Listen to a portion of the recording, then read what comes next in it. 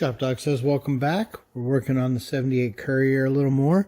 I just put his cap on and, of course, made a mess. I've got a temporary overflow line run down for now. I'd like to find a place and maybe find a nice overflow reservoir to mount somewhere. Obviously, that direction, but I don't know. We'll figure that out later. That's not urgent right now. I don't think it had anything before, but would be kind of nice to have.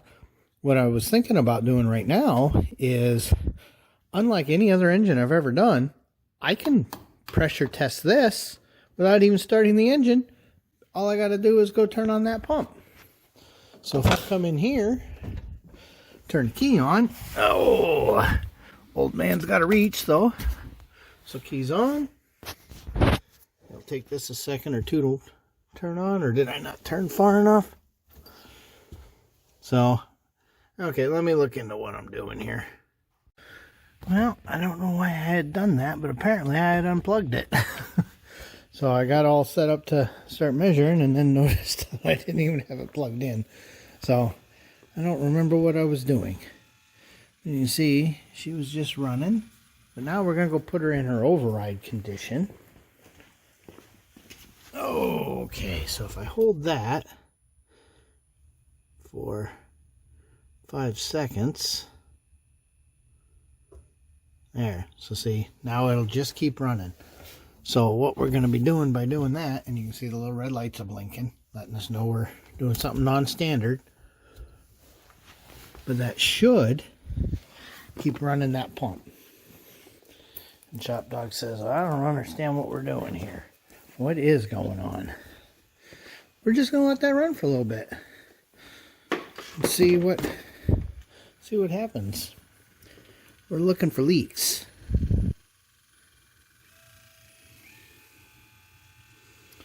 Yeah, I'm curious how much pressure this actually builds up. But I can definitely hear fluids moving. So that's always interesting. So I'm going to let this run for about 10 minutes and then we'll start looking for leaks. Okay, well, after all of that, I just cracked it. There was very little pressure. I have a feeling without the heat of the engine, it's just, you know, the pump isn't enough to make all that pressure. I think the heat is part of it. So we're going to have to wait until we can diagnose a little further on that. One of the things I definitely want to do at some point this winter, because we still got some time, is pull that and re-gasket everything, go through, make sure everything's kosher. Because there was a point in time where we didn't know that this fuel system had no filter in it. And I know we have no videos about that, I'm certain. So we had added that one. Well, you know, it had some troubles too. So now we've got one that doesn't leak. And that's great. But, I worry, you know, did we push any sediment in the bowls? You know, all we'd done in the past was just pull the needles and seats and clean them. So at some point I do want to do that. New gaskets, make sure everything's good. Make sure everything's set properly. But you can see, you know, we're slowly getting all the bubbles out. There just isn't much. So pretty happy with that test so far. Okay, there are a few things on his wish list while it's here. Ignore that, that's where I spilled. That was me. He doesn't like this torque converter. So we really need to see just how hard is dropping this tranny gonna be. Actually pretty good access up there. Pretty good access there. Okay. One of the other things is, he says at about 45, there's a pretty noticeable vibration under here. So do we have a clocking issue? I don't feel any bad U-joints. So it's either a balance issue or a clocking issue, or this carrier bearing is bad. So I haven't figured out how I'm going to test that. But yeah, we may just change the clocking on everything and see. One of the other things he's discussed is how hard would it be to add like a cow track or something along that line, you know, to help with wheel hop. Because remember, real light in the back here, so it's going to want to hop. And I'm sure you noticed that it rides some blocks. We've got to be careful because with the size of those tires, here, let me grab the light, you'll see it does not take too much for us to hit. So that's one of the things we work with and worry about. Yeah, now that it's got a little more weight in her, we may have to change this relationship a little bit. Might have to shave this down. But that's one of the things we worry about. So I got to kind of look at the suspension and see what we think we want to do. You know, obviously once he adds the air to the air shocks and it picks up a little bit, it rides a little different. But, you know, you're always going to get this wrap up right here. And I'm really curious what it looks like up here. I've never looked up there. I know at one point from the factory this had a fuel pump in it. So, gonna have to learn. Okay, and you see there's some fluid here on the trans. Well, just kind of walking around, the first place I see fluid is right here. So I gotta figure out what's going on there and get that sealed. So, yeah, it is what it is. And then for cooling, they've actually ran the lines braided back up under the bed to a fan. Where on earth is that? It's back up under here, isn't it?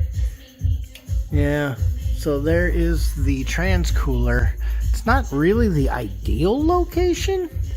As you can see, it's huge and it will vent heat, but it doesn't have a fan.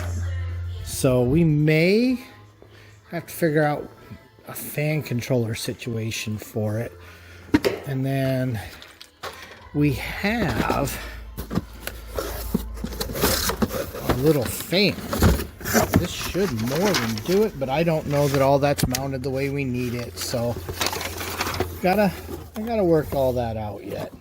But we may want to deal with that. Not sure yet. Okay, and if we add something like that, remember we don't have a thermostat in this, that would get me another port if I need one.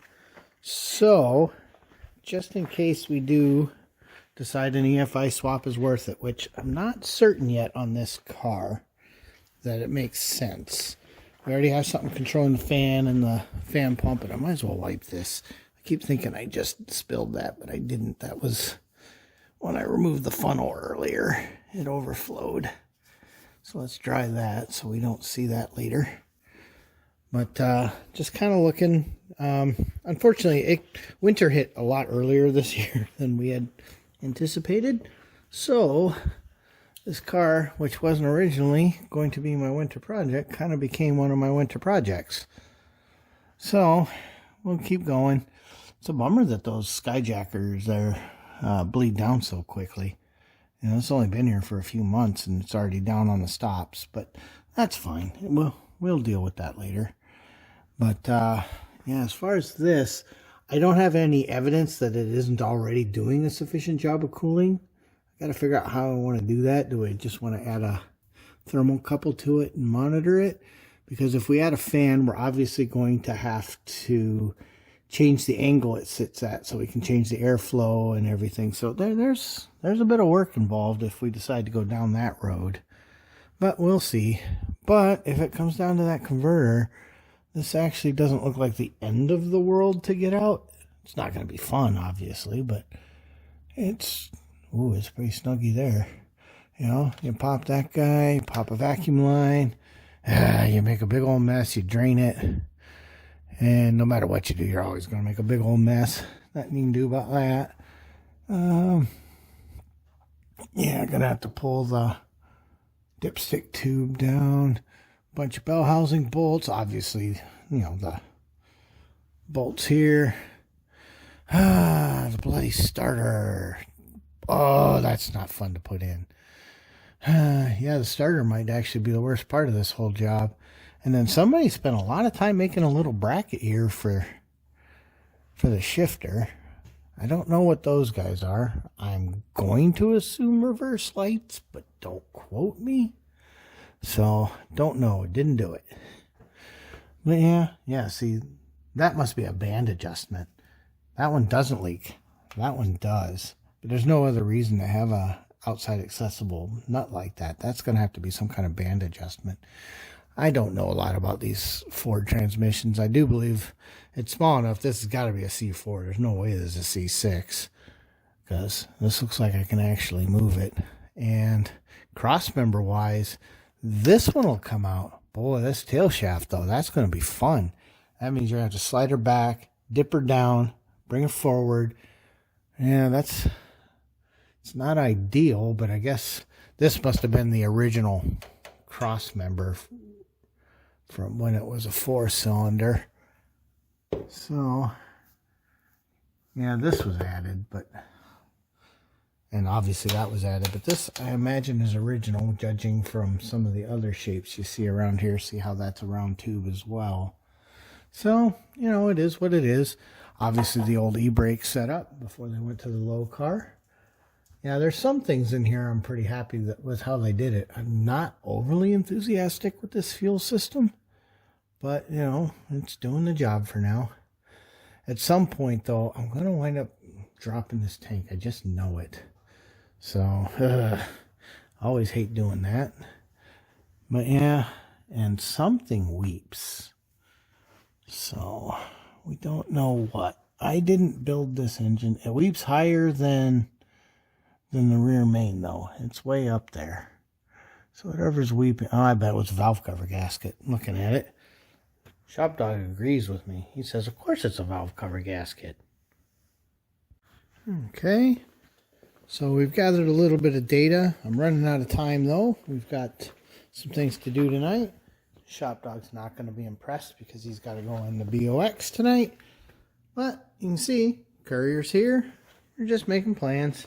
If it's here, there's probably more to do. Anyway, thanks for watching.